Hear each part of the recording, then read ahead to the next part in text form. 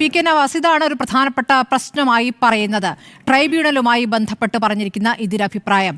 അതോടൊപ്പം ഈ പാർലമെന്റിന്റെ ഭൂമി എന്നത് അതിശയോക്തിപരമായി പറയുകയാണെങ്കിലും അതിൽ ഒളിഞ്ഞിരിക്കുന്ന ആശങ്ക എന്നുള്ളത് ഒരു മുസ്ലിം ന്യൂനപക്ഷത്തിന്റെ പ്രതിനിധി അല്ലെങ്കിൽ ലീഗിന്റെ പ്രതിനിധി എന്നതിൽ നിന്ന് മാറി നിന്ന് ചിന്തിക്കുമ്പോൾ അതിനെ എങ്ങനെയാണ് കാണുക?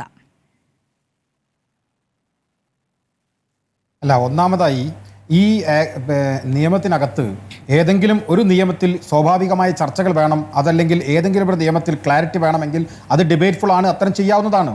കാലാനുസൃതമായ മാറ്റങ്ങൾക്ക് വിധേയമായാണ് വഖഫ് നിയമം ഇതുവരെ എത്തിയിട്ടുള്ളത്. പക്ഷേ ഈ നിയമ യഥാർത്ഥത്തിൽ ഈ ബില്ലിനെ എടുക്കുമ്പോൾ ബില്ലിൻ്റെ ടോട്ടൽ സ്പിരിറ്റിൽ നമുക്കതിനെ എടുക്കാൻ കഴിയും. ആ ടോട്ടൽ സ്പിരിറ്റിൽ എടുക്കുമ്പോൾ ഈ ബില്ല് കൃത്യമായ അജണ്ട നിശ്ചയിക്കപ്പെട്ട ബില്ലാണ്.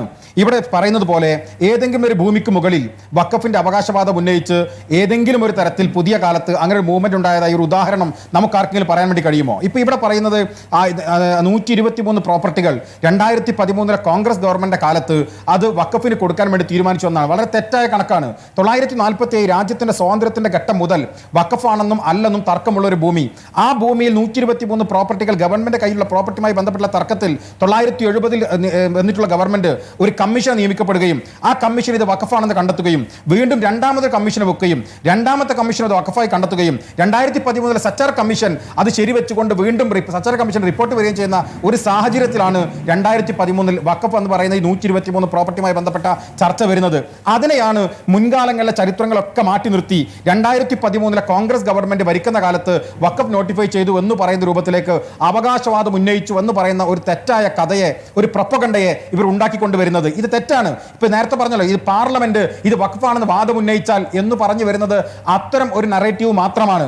അങ്ങനെ ഒരു വാദം ഉന്നയിച്ച് ഏതെങ്കിലും ഒരു തർക്കം രാജ്യത്ത് നടക്കുന്നുണ്ടോ? ഇപ്പൊ മുനമ്പം വിഷയം ഉൾപ്പെടെ നമുക്കറിയാം, അത് അതിന്റെ ചരിത്രത്തിലേക്ക് തരുമ്പോൾ അത് മുൻകാലങ്ങളിലുള്ള വാദങ്ങളാണ്.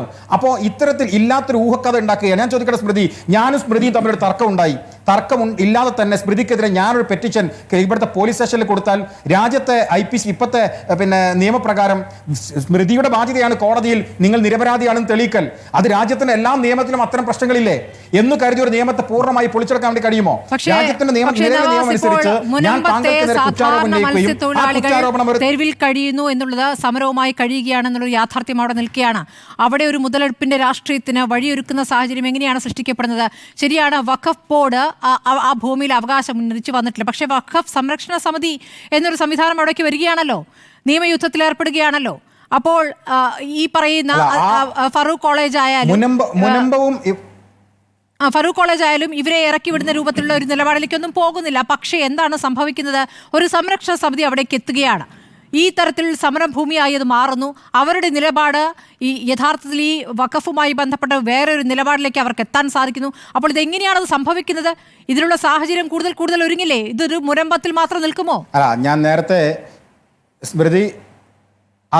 ഞാൻ നേരത്തെ പറഞ്ഞ പോലെ ഇത് നേരത്തെ തന്നെ കോൺട്രവേഴ്സറിയുള്ള അല്ലെങ്കിൽ വ്യവഹാര തർക്കങ്ങളുടെ ഭൂമി ആയതുകൊണ്ടാണ് അത്തരമൊരു ചർച്ച ഉയർന്നു വന്നത്. അതിലും മുസ്ലിം ലീഗ് പാർട്ടിയും കേരളത്തിലെ മുസ്ലിം സംഘം എടുത്ത സ്റ്റാൻഡ്, സ്മൃതി ഉൾപ്പെടെ എല്ലാവരും നിരന്തരമായി പറഞ്ഞതാണ്, ഈ ബില്ലും മുനമ്പവും തമ്മിൽ കൂട്ടിക്കെട്ടാനുള്ള ഒരു ചർച്ച പോലും ഞങ്ങൾ താല്പര്യപ്പെടുന്നില്ല. കാരണം ഇത് രണ്ടും കൂട്ടിക്കെട്ടുക സാധ്യ പോലുമല്ല. ഇന്ന് ഇവിടെ നിയമം പാർലമെന്റിനകത്ത് അവതരിപ്പിക്കപ്പെട്ട BJPയുടെ മന്ത്രി ഉൾപ്പെടെ മുനമ്പത്തിന്റെ പേര് വെക്കുന്നത് ഈ ചർച്ചയെ ഡൈവേർട്ട് ചെയ്ത് വിടാൻ വേണ്ടിയിട്ടാണ്. അങ്ങനെ ഡൈവേർഷനിലേക്ക് ഞങ്ങൾ ആഗ്രഹിക്കുന്ന ഇല്ല.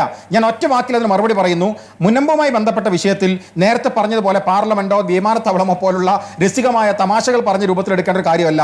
അത് നേരത്തെ പറഞ്ഞ പോലെ വളരെ നേരത്തെ തന്നെ പരാതികളും വ്യവഹാരങ്ങളുമുള്ള ഒരു പ്രശ്നത്തിന്റെ ഇടയിൽ ഈ അടുത്ത കാലത്ത് ഉയർന്ന ആ വ്യവഹാരങ്ങൾ വീണ്ടും ആ ചർച്ചകൾ ഉയർന്നു വന്നു എന്നത് മാത്രമാണ് മുനമ്പം വിഷയത്തിൽ ഉണ്ടായത്.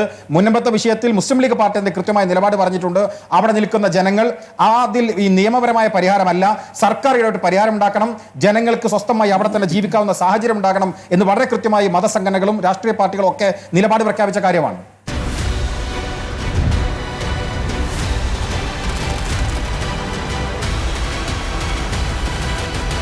ഡിബേറ്റ് വിത്ത് സ്മൃതി പരുത്തിക്കാട്.